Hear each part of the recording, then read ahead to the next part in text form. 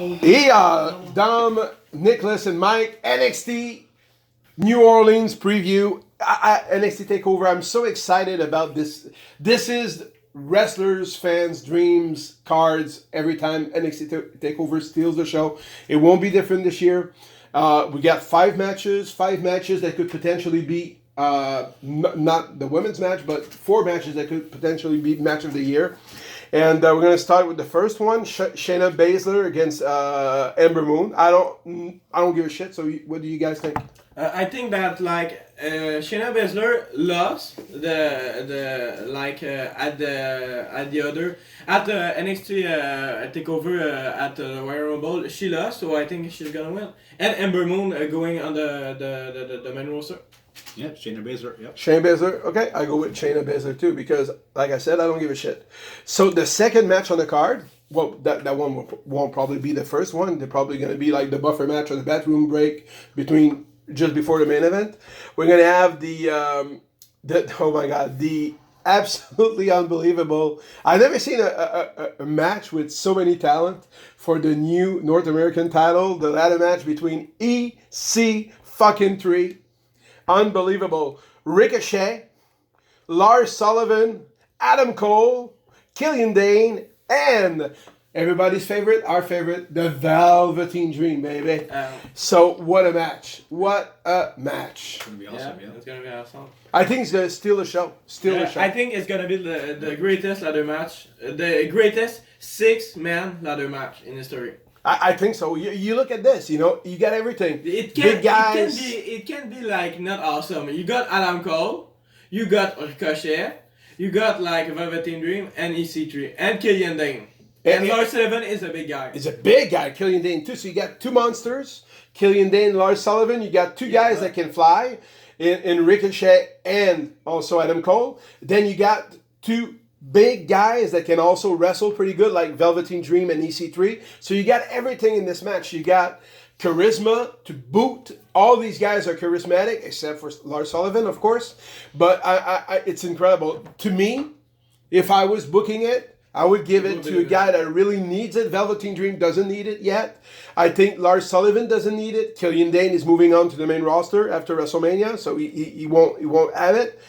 EC3 is a big name already. I think I would give it to Adam Cole because he's been booked almost as a loser since he came to the NXT roster. So I think out of these guys, the one that needs it the most to me is Adam Cole. So I give it to Adam Cole. I think he's going to win. I think I would give him to Adam Cole. Ricochet don't need it. No, not yet. EC3, not yet. EC3 may be because it's not like a big name like Ricochet. No, but he's awesome. No, he's awesome. I know. But it's between Adam Cole, EC3, and Velveteen Dream. Yeah, I think it's going to be Adam Cole because he's going to be booked like the one that's going to take all the bumps, and at the end he's going to, be like the ultimate. I see Adam Cole as the new Edge. He doesn't have to win. He's a big name. He's great, and he got a lot of charisma. It's like The Miz. Who gives a shit if you lose? Like, nobody cares. He's just great, so we love him. Yeah, but I think Adam Cole winning would give him, something to brag about. And it could be because of Kyle O'Reilly's help. But if it's not Adam Cole, my next pick would be EC3. No, my next pick would be more like Velveteen Dream. Yeah, but I think Velveteen, I think is so good. Yeah, I think he should be world champion first. Yeah. I don't know. I just don't see Velveteen winning this because he's so fucking good. He doesn't need it yet. I think it's going to be Adam Cole. Yeah, like they keep him like an underdog and then he wins, so it's gonna be awesome. Yeah, I love all of these guys. Lars Sullivan, as ugly as he is, and Killian Dane. These guys are fucking good.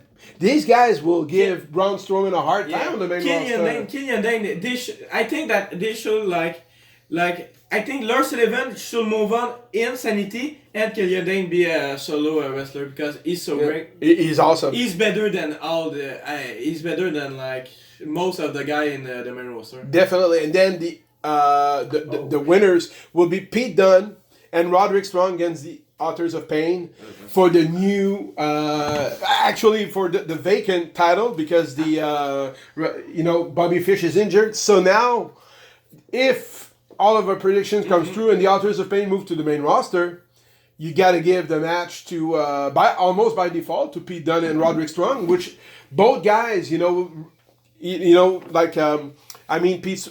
Dunne would be a double champion, UK champion, and an NXT Tag Team champion. Yeah.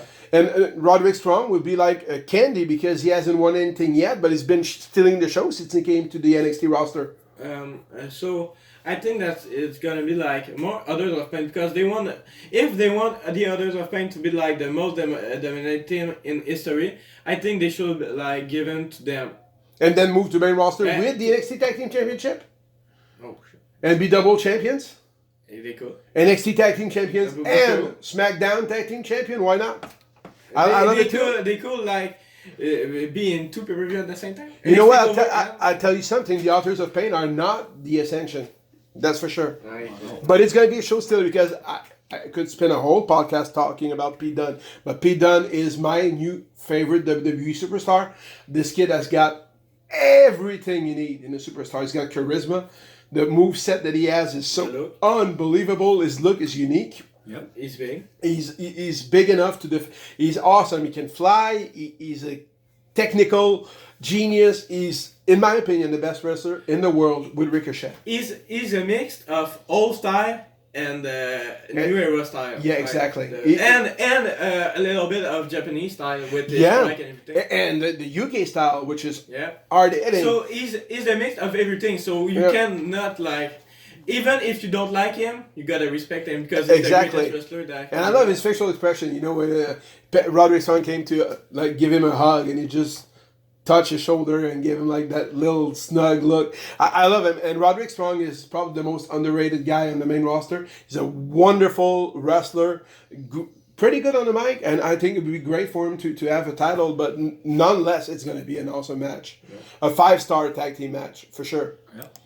And then we're moving on to the unsanctioned match between Johnny Gargano and Tommaso Ciampa. We could spend hours and hours talking about this, but I think that Johnny Wrestling is, I said, Pete Dunne, but I think that he has to be in the top 5 wrestlers in the world right now, and Tommaso Ciampa not that far behind. Hopefully he's 100% back from his injury, but what a match it will be. Yeah, Tommaso Ciampa has like a lot of charisma, more than I thought he had. Yeah. And Johnny Gargano, he doesn't have a lot of charisma, but he's so great, and he doesn't need charisma because his character doesn't need it. Because he's a character that like he's always everybody's underdog, guy. and He's everybody's guy, like the videos they make where he knocks on Tommaso Ciampa's door at night. It's so funny. You should watch it on YouTube. These guys are very creative, and I think it's going to be the match of the year. And I think that Tommaso Ciampa will win. I think just because, to me, I think Johnny Gargano will become, sooner rather than later, the new face of 205 Live. Yep. And I think that would be a great way to build Johnny Gargano up to the main roster on 205 Live. What are they going to do with like Tommaso Ciampa? Tommaso Ciampa then could move on to feud with guys like... you keep Tommaso Ciampa on NXT for a bit of time. Yeah. I think Tommaso Ciampa is going to... But... No, I don't know. I would keep Tommaso Ciampa on NXT, and maybe a year from now, as Johnny Gargano is the 205 champion, then you can move into the main roster and feud with him. And Andrade Cien Almas against Aleister Black. We only got 1 minute left it's gonna be a match, a dream match. What more can we say about Aleister Black? If Johnny Gargano against Cien Almas was like the greatest match of all time, like one of the greatest, I think Aleister Black against Cien Almas is gonna be like a match of the ages.